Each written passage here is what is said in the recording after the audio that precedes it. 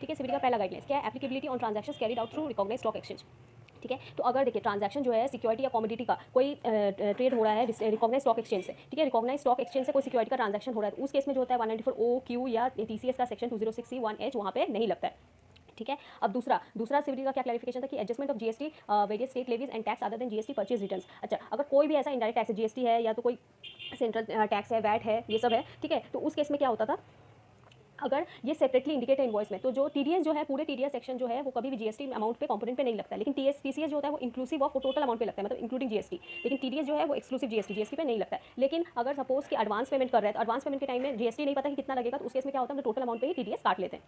Purchase return का क्या clarification है इसमें कि सपोज गुड्स खरीदे लेकिन जो उसको गुड्स कोई कारण से पसंद नहीं आया या डिफेक्ट है तो उसको हम लोग रिटर्न करें, तो क्या टीडीएस फिर रिटर्न होगा? नहीं, इसमें ऐसा रिटर्न टीडीएस का कोई रिटर्न नहीं होता है। उसमें क्या होगा, जब वापस कोई फ्यूचर परचेस करेंगे तो उस परचेस बिल के साथ एडजस्ट हो जाएगा नेक्स्ट, ठीक है, जो टीडीएस काट चुके। या तो फिर ऐसा भी हो सकता है कि हम लोग एक गुड खरीदे जो कि पसंद नहीं आया, अब हम उसको बदलना चाहते हैं, मतलब उसके बदले दूसरा लेना चाहते हैं, रिटर्न नहीं कर रहे, उसके बदले दूसरा ले रहे हैं, तो उस केस में क्या होगा, तो कोई एडजस्टमेंट करने का जरूरत नहीं है, ठीक है, एक के बदले दूसरा वापस ले लिए, घुमा के दूसरा ले लिए, उसको कोई एडजस्टमेंट नहीं होगा।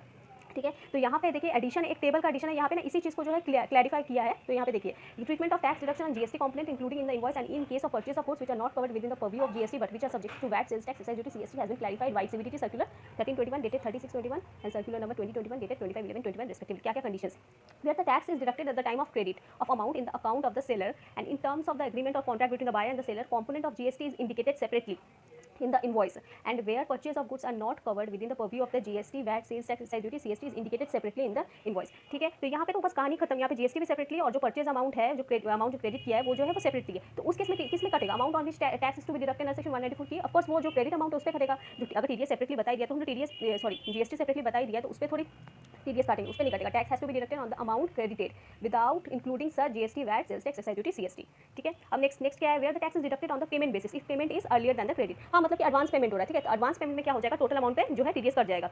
Tax has to be deducted on the whole amount since it is not possible to identify the payment with the tax component to the invoice in the future. ठीक है, अब next in case of purchase returns where the money is refunded by the seller. ठीक है, तो वही जो मैंने पहले डिस्कस किया, अगर मान लीजिए खरीदे तो उसको वापस क्या कर दे, हम लोग रिटर्न कर दिए जो खरीदे, तो उस केस में क्या सेलर फिर पैसा रिटर्न कर दिया, तो उस केस में टीडीएस का क्या होगा, tax deducted earlier 194 Q on such purchase which is now return may be adjusted against the next purchase of the same seller. Of course same seller का ही बात करेंगे, तो उसमें जो से क्या करेगा, नेक्स्ट परचेज के साथ वो एडजस्ट कर देगा।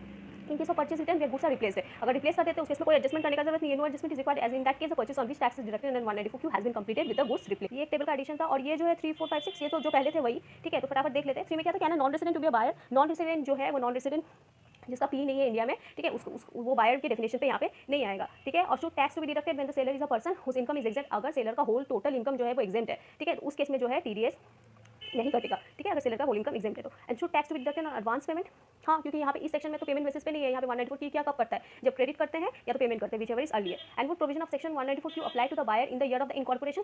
इनकॉर्पोरेशन में ये सेक्शन अप्लाई करने का सवाल ही नहीं आता, क्योंकि बायर जो होता है, बायर कौन होता है, जिसका लास्ट ईयर का बिजनेस टर्नओवर एक्सिड करता है 10 करोड़, तो लास्ट ईयर का टर्नओवर का बात ही कहाँ से आया, अगर यही अगर पहला साल है तो। ठीक है, अगर यही पहला साल है तो लास्ट ईयर का तो कोई टर्नओवर ही नहीं है, तो उस केस में जो होगा ये सेक्शन अप्लाई नहीं होगा, ये फिर अगले साल से अप्लाई हो जाएगा।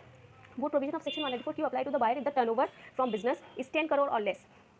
ठीक है, तो देखिए यहाँ पे जो बायर का क्या होना चाहिए, कंडीशन ही यही है कि टर्नओवर जो होना चाहिए 10 करोड़ से ज़्यादा होना चाहिए। और टर्नओवर भी कौन सा वाला, नॉन बिजनेस टर्नओवर नहीं, बिजनेस वाला जो टर्नओवर, जो स्पेसिफिकली बिजनेस से जो उसका टर्नओवर है वो एक्सीड होगा तभी आएगा। ठीक है, तो उस केस में अगर 10 करोड़ है या उससे कम है तो उस केस में अप्लाई नहीं होगा TDS. And applicability of the provision of section 194 Q in case of department of government not being a public sector undertaking और कॉर्पोरेशन। अच्छा, अब गवर्नमेंट डिपार्टमेंट के केस में ये टीडीएस का क्या इंप्लीकेशन है, यहाँ पे ये थोड़ा एडिशन है। ठीक है, ये वाला पॉइंट अब देख लेते हैं। As per the provision of section 194 Q for a person to be considered as a buyer following condition are to be fulfil. क्या क्या कंडीशन फुलफिल होना पड़ेगा बायर की डेफिनेशन में होने के लिए, such person shall be carried out business और कमर्शियल एक्टिविटी। ठीक है, वो जो है कैरी कर रहा है बिजनेस या commercial activity, total sale of gross receipt और टर्नओवर फ्रॉम द बिजनेस और commercial activity shall be more than 10 crore during the financial year immediately preceding the financial year in which the, मतलब कि last year का। ठीक है, वही business turnover जो होगा वो बिजनेस कर रहा है, बिजनेस की एक्टिविटी कैरी कर रहा है, और बिजनेस कमर्शियल एक्टिविटी का लास्ट ईयर का टर्नओवर जो है 10 करोड़ से ज़्यादा है। ये दो कंडीशन। ठीक है, अब क्या है ये टेबल में देखिए, can department of government to be a buyer for the purpose of section 194 Q, क्या गवर्नमेंट डिपार्टमेंट बायर के डेफिनेशन पे आएगा या उसको टीडीएस काटना पड़ेगा, अगर वो बिजनेस कमर्शियल एक्टिविटी कैरी कर रहा है, येस। ठीक है, बाकी सब कंडीशन पे ऑफ कोर्स देखना पड़ेगा अगर वो फॉल करता है क्या 194 क्यू में, और अगर वो बिजनेस कमर्शियल एक्टिविटी नहीं कैरी कर रहा है तो वो बायर के डेफिनेशन में आया ही नहीं, तब तो फिर टीडीएस काटने का सवाल नहीं आता। अब next, can department of CGSG be considered as seller for the purpose of, वहाँ बायर का बात है यहाँ सेलर। ठीक है, तो सेलर जो सीजीएसजी सेंट्रल गवर्नमेंट या स्टेट गवर्नमेंट या central government state government department, ये लोग जो है सेलर नहीं आएंगे, सेलर के डेफिनेशन में नहीं आएंगे, मतलब इन लोग अगर सेलर है तो उन लोगों का टीडीएस नहीं कटेगा इसमें। ठीक है, इसमें टीडीएस नहीं आएगा, लेकिन बायर के केस में डिपार्टमेंट जो है टीडीएस काटेगा जब वो कैरी कर रहा है बिजनेस या कमर्शियल एक्टिविटी, अदरवाइज नहीं। अब फर्दर इसमें एक नोट दिया हुआ है कि public sector undertaking corporation established under central और स्टेट एक्ट और any other body authority entity. ठीक है, पीएसयू या कोई कॉर्पोरेशन या कोई सेंट्रल कोई कॉर्पोरेशन अंडर सीजीएसजी एक्ट या ऑथोरिटी या कोई बॉडी, ठीक है, तो उसको कंप्लाई करना पड़ेगा इस प्रोविजन के साथ 194 के साथ and tax shall be deducted accordingly. ठीक है, तो इन लोगों के ऊपर जो है, इन लोगों के ऊपर ऐसा कुछ नहीं है राहत, इन लोगों को जो है 194 में अगर फॉल करते हैं तो सेक्शन के साथ कंप्लाई करना पड़ेगा और टीडीएस अकॉर्डिंगली करना पड़ेगा। ठीक है, तो यही बस कुछ जो अमेंडमेंट है ये मैंने इसको डिस्कस कर दिया।